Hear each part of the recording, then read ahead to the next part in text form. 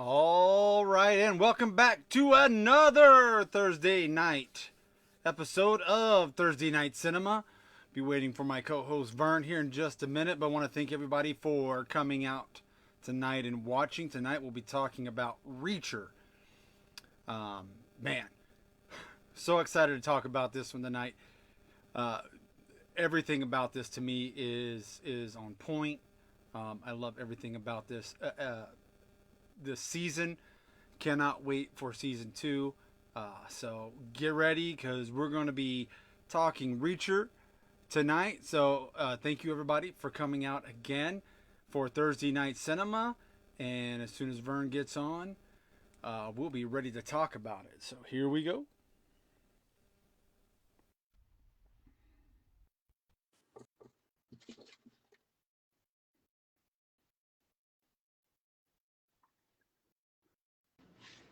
All right, and welcome back, everybody, to Thursday Night Cinema. I'm your host, Dash. This is your co-host, Vern, and we'll be talking about Reacher, where both of us are probably taller than Tom Cruise, who initially played Reacher. So, oh my goodness, I don't even know where to start. This show is fantastic, and I'm talking from the actors who play down to soundtrack to cinematography, you name it. This show, probably the best thing that I have seen. And we've seen a lot on Amazon lately. We're talking, we're Amazon talking Wheel of killing. Time. We're talking Jack Ryan. This is probably the most well-rounded show that I've seen on Amazon since they've started putting out TV shows. Yeah, yeah. Amazon is killing it, man. Netflix had better step its game up. Hulu, I mean, we know like Hulu is like that's the free throwback that comes with everything nowadays. But man, Amazon is definitely killing it. Reacher is fantastic. Like you talked about, Tom Cruise first portrayed the character. All 5'9.5", 5'10" of them. You know what? Look, I can't. So Reacher in the series was 6'6", 260. I mean, he's the perfect choice for it. 6'5", 245, 250, solid muscle. I mean, the dude's got his shirt off like every 8 minutes. It's like, bro, we get it, bro. You work out, you eat babies, okay? Like, put your shirt on, and let's get on to some more dialogue, But no, it's a fantastic show. Even Tom Cruise did well. I mean, Yeah. he was killing Hollywood at the time. He was and arguably is still the action star. Yeah. Mission Impossible and everything else that he's done. Man, likes to do his own stunts, and when he does something, he does it well. So we can't take anything from him. But man, No, seeing I won't take anything away from Tom at all. I mean, the movies were good. Don't get me wrong, but this is based upon Lee Child novel series of Jack Reacher. The first season, excuse me, being based upon the first novel called The Killing Floor. When I yep, first read this years ago, when we were deployed, we would sit there and read books or find movies or things like that. Well, I found this book and I read it while we were on deployment. And you're right, man. When you watch Tom Cruise and you're thinking, all right, I got to fight. When you read the books, you're like, this dude is a monster, okay? He's, like you said, 6'6", 230, 240 pounds. And then you get to Tom Cruise. And again, like I don't want to take anything away from the movies, but Alan Rickman, I mean, when that is who you picture.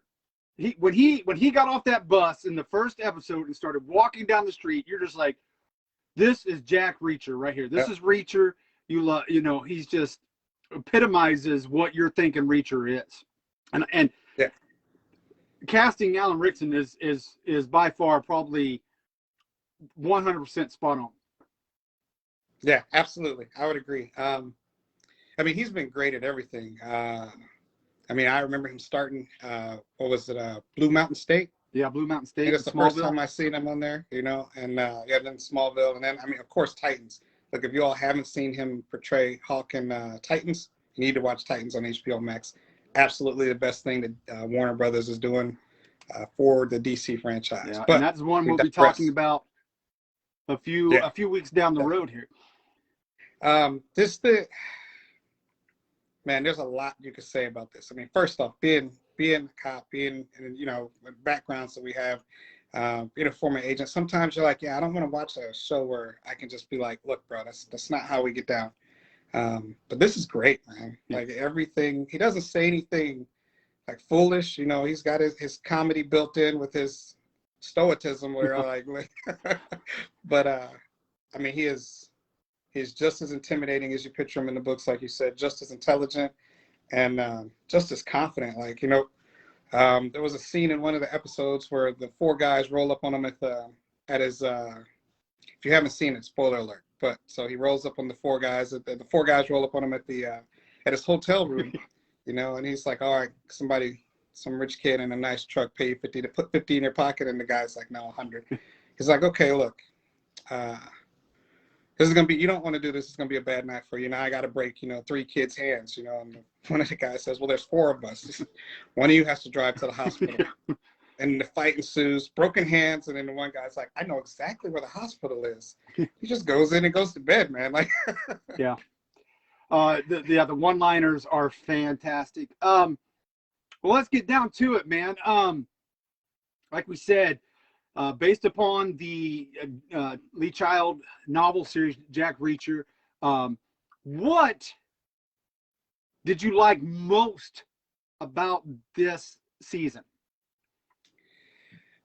besides Alan, man, I think the entire cast, like everybody, much like we talk about DC does with the MCU selections and things like that. You know, this was perfect.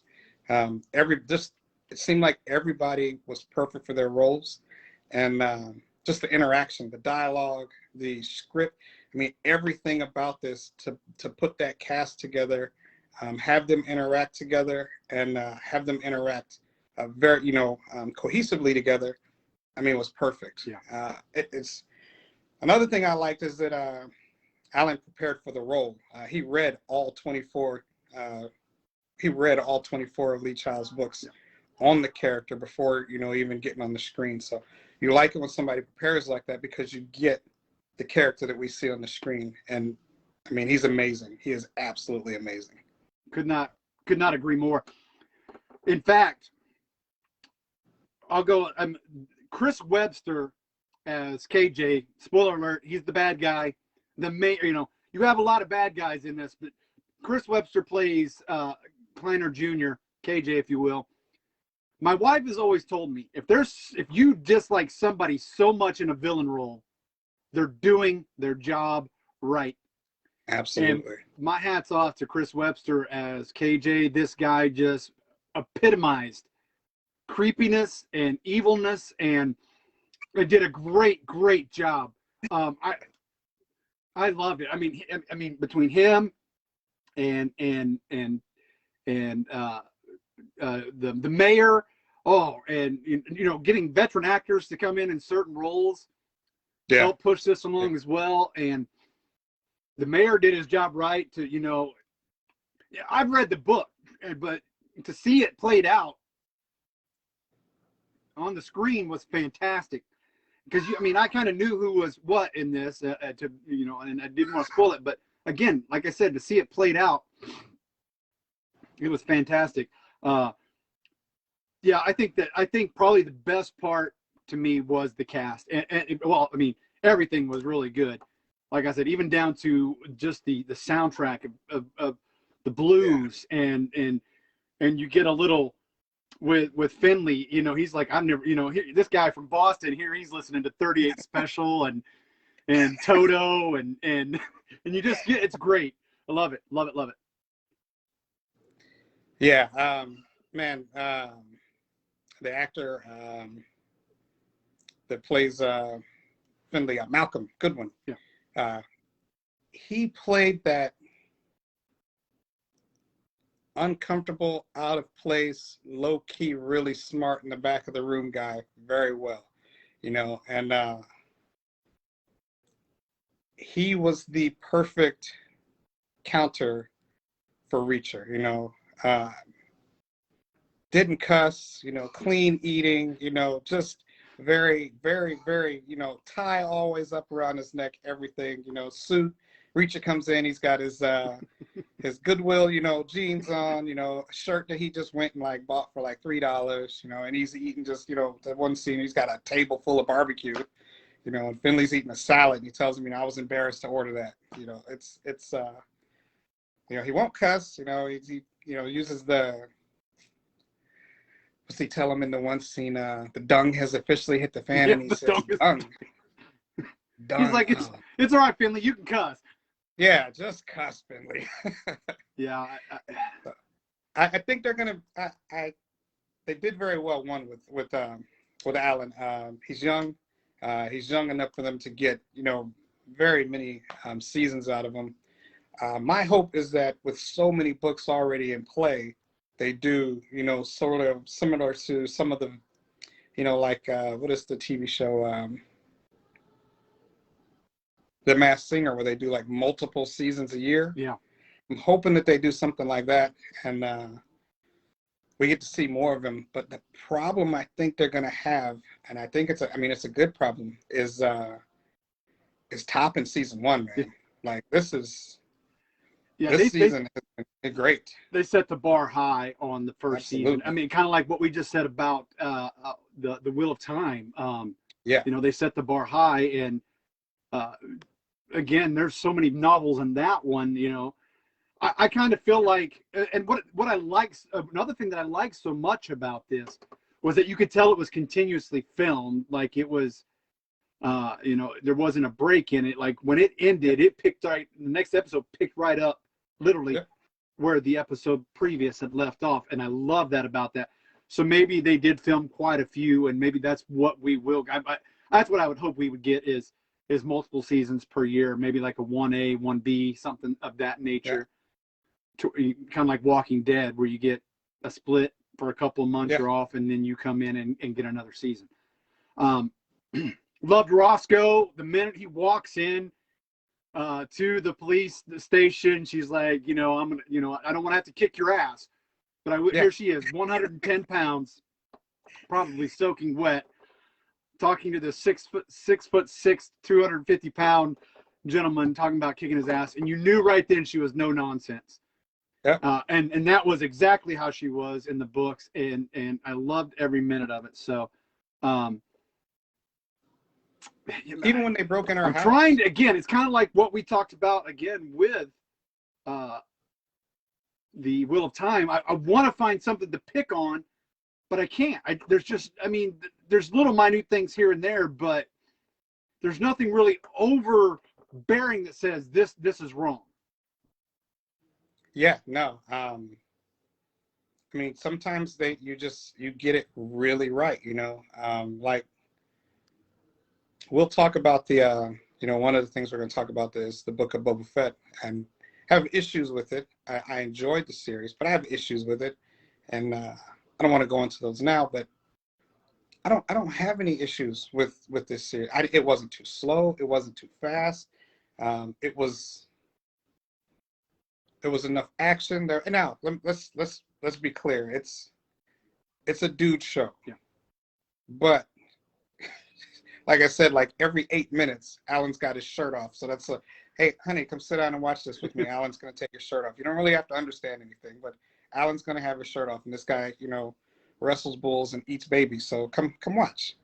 But, Roscoe, just there's enough of everything, to interest both sides. I joke about him taking off his shirt off because the dude is gigantic. Yeah. Like if you see that guy, you're like, man, if I was 6'6", that's exactly what I would want to look like. But like you said, we're a little bit taller than Tom Cruise, so hey, we got what we got. That might be the only person in America I am taller than is Tom Cruise. I will say that right now. Yeah, I did a poll kind of as you saw, and when I announced when we're doing the shows, and I got a lot of mixed. When I talk about mixed, there's women and men and children and older adults than we are. There are people older than us. I promise you, ladies and gentlemen. We might look old, but there are people older than us. But the consensus was that everybody loved it. I not one person had anything negative that I saw as far as, from they loved it to better than like I said, Jack Ryan. I saw a lot of stuff, and I love Jack Ryan. Don't get that was a great show.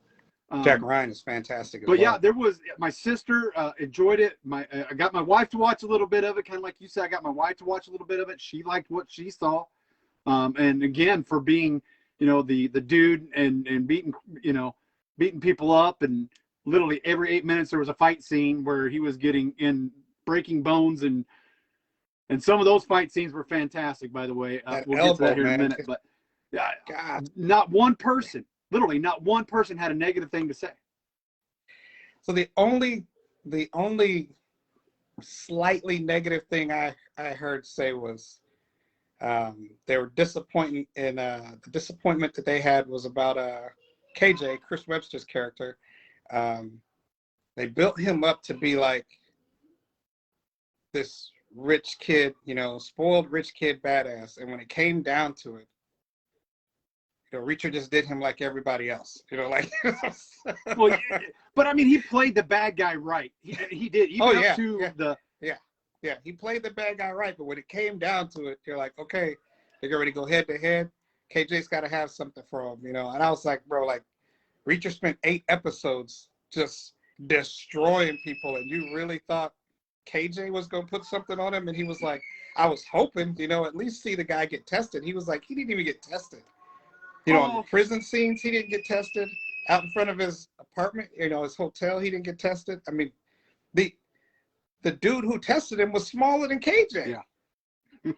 So. No, there was some. Like I said, I love the fight scenes.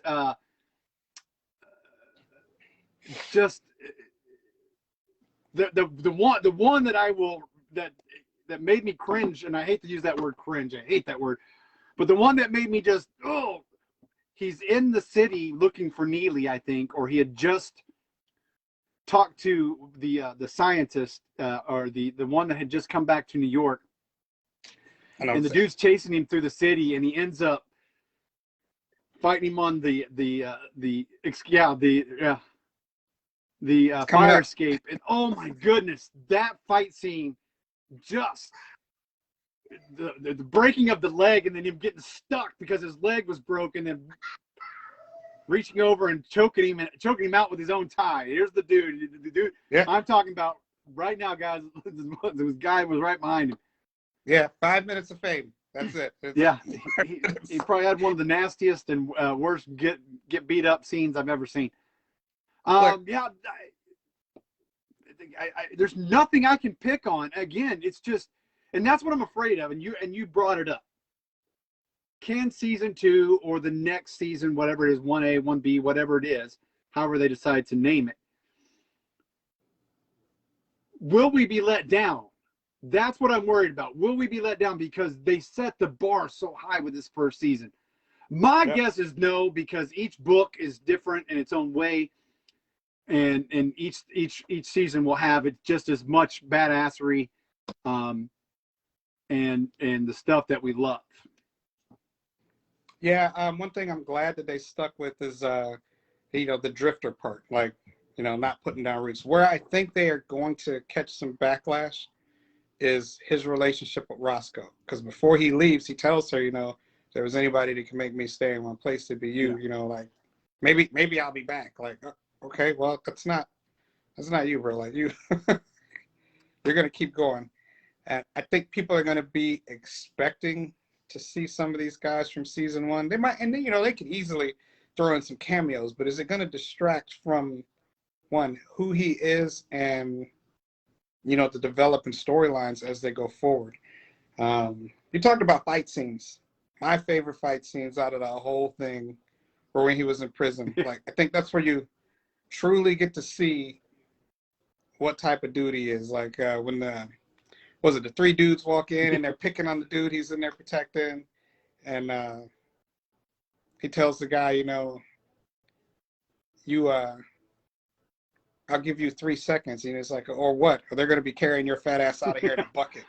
You know, and he counts headbutts, and he grabs him and pins him up against the bed. And he just starts mashing him with the elbows, man. I was like, good God. Throws him down. Quickly, them dudes carried him out of there. And then when the 5 guys come into the bathroom, there's a scene in there where he stomps a guy about 4 inches above his ankle. Oh, yeah. And just flattens. I was just like, done. You will never, ever, ever stand to pee again. No, dude. No. Like, you're going to be sitting down forever. So, yeah, just the ferocity that they get him to display is fantastic. Yeah. But, yeah, this chokeout that's coming up, this choke. Yeah. You cancel Chris. Like, hey, whoever makes that tie, I need one in my life, because you could probably do some things with that. For real, yeah. I think they'll stick with the drifter thing. I don't think we may, you know. I don't want that cameo stuff. I want them to leave. You know, if somebody, you know, he said, if I could stay anywhere, it would be because of you. I get that, but go do your drifter thing. Do what you're supposed to do. You know, we'll get to see more of Neely. Love her character. Love her character. She is just the epitome of that friend that's badass and will come in and set up in the sniper position and help you out. I liked her character. I like the way that they have the relationship with each other, and they know each other. You know, just down to, well, he knew where she would be and she knew where he would go first, and so I love that. So I think that'll probably be the only I mean, I can assume, at least right now, that will be our only recurring character with Reacher will be Neely. Yeah, I mean that's that seems like one of those, you know, core relationships you're gonna see. I can just see though, man, like he's gonna be walking along and he's gonna get a text message, you know, or he's gonna get a phone call, because they're I think their chemistry was a lot more than you would have expected. I mean, from the moment, like you said, from the moment they walked in, like you could tell that the two of them had chemistry. They're kind of the same person. You know, she's like low-key badass, takes care of herself, and is no nonsense. There's a scene where they break into her house, you know, and he tries to comfort her and take care of her, and she like flips out and explains to him, you know, like, I scored a 80%, you know, while I was trying to get in the FBI and the CIA, and you know, I don't have the ability to tolerate, you know, BS. And she gets mad at him, and I think that right there, you know, just enhanced his fascination with her. So I think we'll see them keep that there, as long as also the relationship that he has with Finley. I mean, I just don't see them abandoning those relationships, because Finley broke him down. You know, when he's in the car and they're on the stakeout and he's talking about Neely, for example, and he says, so how do you know her? We served together, so she's a friend. I guess you could call it that. And he says, well, I just did. Why can't you? Yeah. Well, I call her Neely, you know, like, so those two people get underneath his skin in some way you don't really see. And I feel like they are going to continue that down the road. If they did kind of like how Neely helps them out, where they come in certain spots of the next or the next season, I would be okay with that. Where it's a slight help here and there, where Finley might help him out and with research or something of that nature. But yeah, again, I think that's why I like the Jack Reacher novels, is because he is moving from place to place. It's not a put down roots. I mean, if that's what we want, we've got, you know, we got plenty of shows, Chicago PD. We've got things like that out there that are just as good when they are set in a certain place. Yeah. But I think that's why I like Reacher. I mean, that's what works so well, is the drifter, the hobo, if you will, not a vagrant, a hobo. Don't let me get that wrong. And I think that's what works well with his character. So I'm excited to see where, you know, and if they do, I'm not going to be like, all right, that ruins the entire season because they bring them in, because I do love the characters. Finley is fan. Yeah, here. Oh, There's, ladies and gentlemen, this is the scene I was talking about. This is ridiculous. Ridiculous. Oh, I do not want to go out that way. If anybody's listening, I do not want to go out that way. But no, I won't be upset if they do it that way. Again, it kind of works with Neely because she's kind of that drifter as well. You know, she can kind of go where she wants, where I think Finley and Roscoe will be stuck there in Georgia. And you talked about the relationship that Neely and Reacher have. I mean, it's definitely a big brother, little sister type thing. Like, and I mean, like they almost are like they are almost like twins. I think you see that most after they escape from the patrol car, and she dumpster dives in the Goodwill bin and comes out, and they're standing there in the parking lot, stripping naked in front of each other, just changing, having a conversation like nothing. Like nothing. Like, this is family. Like, this is what we do, you know. And that was good. Like, I mean, that was really it was really interesting because she goes from teasing him to serious, you know what I mean, and then to so like nonchalant, like nothing's going on, and the way that they interact was very fluid.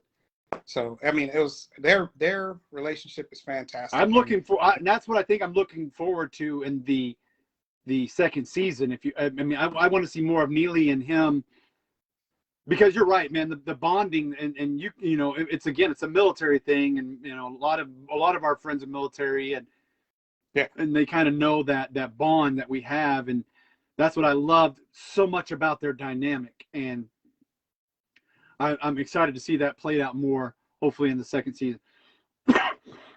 Excuse me. What are you looking forward to?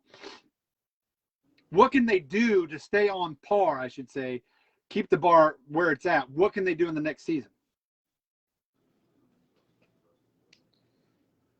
I think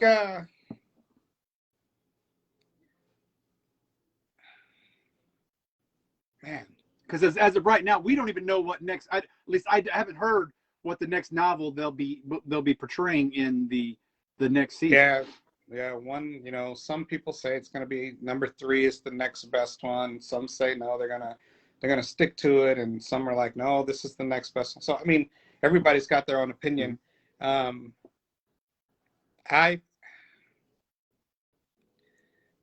I feel like they're going to find one of the novels that they can kind of work to. I feel like they're going to do it like this. They are going to build the series. There's going to be deviations, and those deviations will be designed to keep some consistency throughout the series. So there isn't like, you know, he's in Georgia today, he's in California tomorrow, and there's like constantly all new people. Because what you don't want to do is when people watch shows, they find people that they can grab hold of, which is another reason why I think that they didn't close the relationships with Finley and Roscoe. I think they kept those open because if you like the series, you're kind of invested in both of them just as much as you're invested in Neely. Like, you want to see more Neely, but at the same time, you're like, man, he's leaving, and when he talks to Roscoe and they have their moment, you're like, man, I hope we get to see more of them, you know. And then, like, I mean, when they're in the diner and Finley buys him that peach pie and he finally gets to have that, and that's their closing, you're like, man, I hope we get to see more. They did very well to like set you up to see more of them. So I think, you know, and then, you know, he and Roscoe, Finley and Roscoe, they had a friendship beforehand. And I feel like they kind of kept that in the background because of, you know, Finley's reception and perception from the entire city, you know. So, but when you can see when they're together, when they're alone, they interact like they're friends and have been friends. So that little triangle right there, you know, well, we could call it a square, you know, that square of the 4 of them, him, Neely, Roscoe, and Finley. I think they are going to find some way to keep something like that intact throughout the series. So, I mean, if there's a novel where he would have been somewhere near Boston, you know, then I think they could easily drop him in Boston to bring Finley back in. And then there's where you talk about that loop back into getting Roscoe's help. There's so many things they can do. And if they deviate from one of the core, not the core scripts of the novel, as long as the overall storyline of the novel stays in place, does it really matter who they put in play? Yeah. I mean, I think that sometimes worries me. Like they'll keep it, where he does have certain cases, again, California or New York or whatnot. They'll change those locations to be kind of in Georgia, or Alabama, maybe somewhere close where they're by. I think that's my worry. Again, not that I don't love the characters. I love Roscoe, love Finley. I love the chemistry between those characters throughout the entire season was, again, and like you nailed it right on the head. We got invested. We got invested on why Finley was the way he was, and later found out, wife died, and that's the way he was. We found out that why Roscoe, with Gray being her mentor, and finding out that the mayor had something to do with it. So you get invested in them. And again, you get invested in the romantic relationship that they kind of portray. But I still want him to be able to bounce around the nation and do what he's supposed to do. I think as long as they stay on par with that, they continue with, some of the just what we just saw behind you just a few minutes ago, some of the background of his parents and how he became Reacher and what he was doing.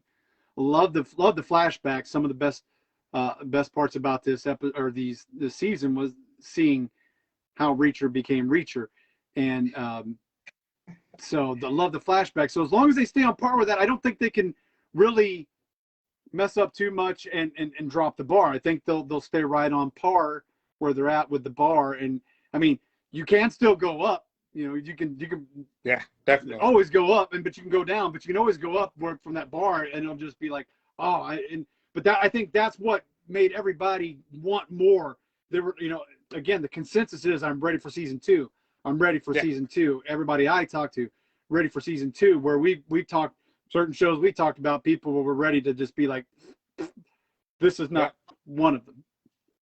Yeah, Amazon renewed Reacher for season 2 3 days after they released it. So that was the feedback, that they were getting from the fans. It's just like you said, hey, look, it's Friday night. I already finished the season. Like, you need to drop season 2 tomorrow. I need this in my life right now.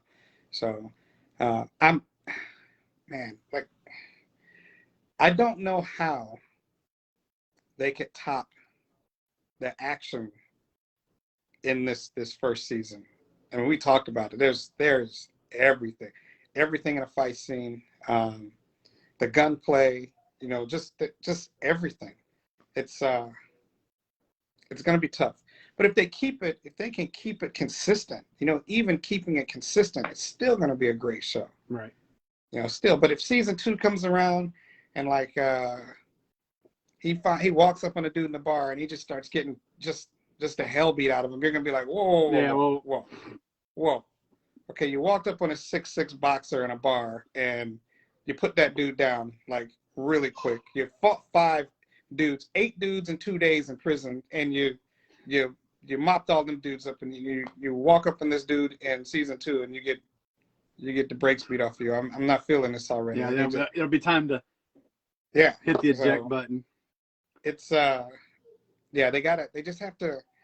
have to keep it consistent. And I'm with you on the whole drifting thing. Like, you can't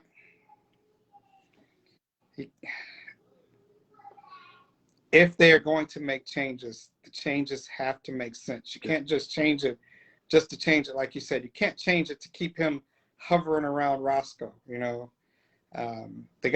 changes have to make sense. Yeah, I agree. So I would accept those, but if it's just because, we want to keep him close to his love interest, no.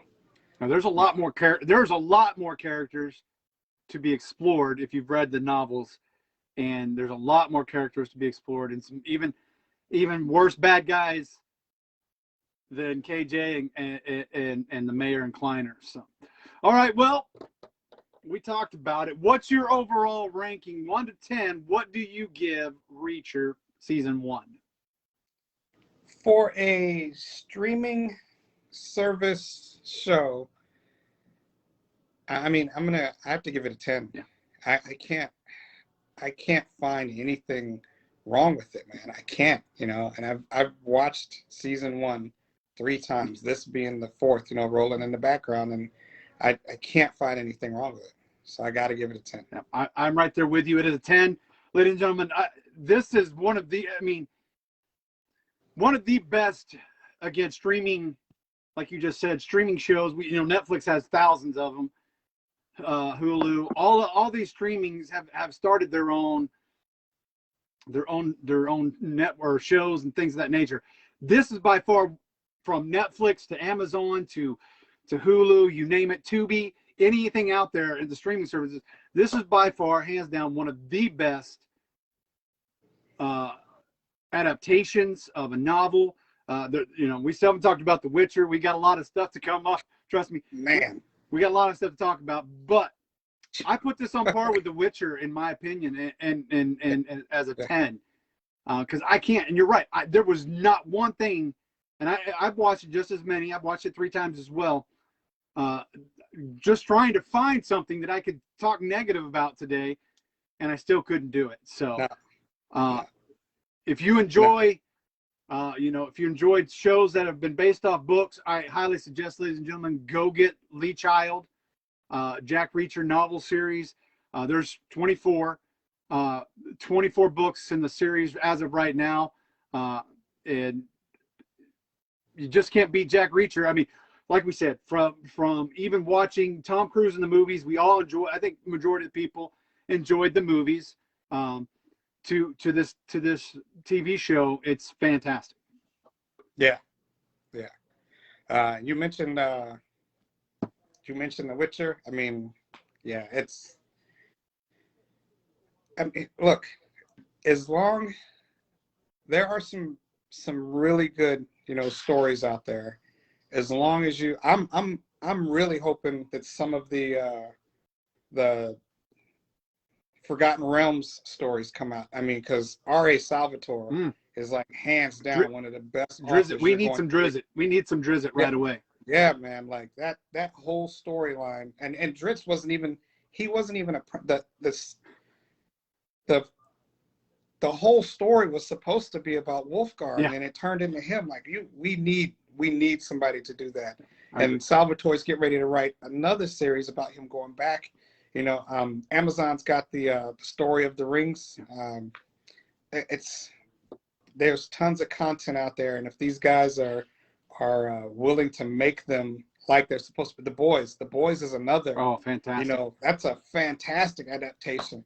And The Boys, like, if you haven't read the graphic novels of The Boys, you need to read them, because the stuff you see on Amazon is actually tamed down from what you see in the series. So some of this stuff is, like the network watered down version of this. And I was really surprised how hard in the paint they went with Jack Reacher. The scene where Kleiner Sr. is laid back and they gave him the butterfly throat cut, man. And he's just like, I was like, okay, well, we're doing this, like, yeah. So I love that they don't hold anything back. You're absolutely right. Yeah. So, I mean, there's tons of stuff out there for us to get this type of product and buy-in and just desire to see more. You mentioned Jack Ryan. Jack Ryan is fantastic. It doesn't go nearly as hard in the paint as this does, and it could. It very easily could. It seems like they were like, okay, look, we're here with Jack Ryan. We're here with The Boys. Let's go up here with Reacher, and see where we get. And this is what you get. Give it to us. Give it to us correctly, and give it to us in enough episodes where we're not like, bro, look, you did us dirty. Yeah. Netflix has dropped some three episode, things, and you're just kind of like, you barely got time to get invested. I mean, even regardless of how good it is, when you find out it's 3 episodes, you're just like, okay, well, I'll burn through these 3 and I'm done. But it's not like that with Reacher and some of the other stuff that is out there. You are dying for more. Yeah. Watch The Witcher. As soon as I was done with that, I was like, bro, y'all can't be messing with me. Another one Netflix does very well is The Last Kingdom. Last Kingdom. If you have not seen The Last Kingdom, Yeah, man. Like I Eh, said, there's so many more that we're going to be talking about. Deos will be talking about Peacekeeper down the road. There's a lot of great stuff still coming up. Up next for us, we do have the Book of Boba Fett next week. We'll be talking about the Book of Boba Fett. You'd probably be surprised at some of the things that we'll have to talk about that. We do have a request. I wanted to throw this out to you. A friend of mine wants us to do Serena. It's based off another book. If you've ever caught any of the reading ones that Amber and I do, she wants us to do kind of a collaboration. We do the book, she and I do the book, and then you and I do the movie. Okay. So we'll work that in as well. But like I said, we got Book of Boba Fett, we got Titans, Peacekeeper. There's a lot that we still have to do, and we got lots more movies coming up to talk about. So be looking for Thursday Night Cinema every Thursday night. We'll be doing reviews of movies and limited run TV shows. And if there's anything that you would like to see, please let us know in the comments what show you would like to see us review, and we'll absolutely do it for you guys. So from myself, thank you for watching tonight. I celebrate my 1-year anniversary of the Dash of Life and all the shows that we've done. So thank you to all the wonderful guests, from Vern to Amber to Angel, all the shows that we've done. I appreciate every one of you coming out and watching all the shows. I'll see you next week, brother. Absolutely. Appreciate it. We still have an unboxing video to do. If you haven't done it, we're going to do it. So be looking for that as well. So yeah, just real quick, Hasbro did a scale replica of the Razor Crest from the Mandalorian series. And as we all know, the Razor Crest if you don't know, it met its demise in season 2. However, this replica is exact to include several things that you guys are going to like to see. So the orders were placed. It's a HasLab deal. So what they do is they put out a product and they look for backers. If they don't get enough backers, then the product doesn't come out. And as you meet level, as they meet their backer levels, they will include different things. So this met all of the requirements for all of the accessories, I guess you could call them. So those, that's been, I think we ordered those in 2020 and they arrived last week. So we're looking forward to doing an unboxing show. I did the G.I. Joe Sky Striker backer. So I'm looking forward to at least getting some of the stuff out. Deos, I see that you want us to do a show about some of the head-to-head movies that I post. Maybe that's something that we can do later on down the road. We'll work some of those in. But I thank you again. Pick one, Deos. Pick one and tell us which one you want us to do. Tell us which one you want, Deos, and we'll do it. But thank you again for coming out for Thursday Night Cinema. We'll see you next week with the Book of Boba Fett. Again, I'm Dash. This is Vern, and thank you for enjoying the show, guys. Love you guys, and we'll see you soon.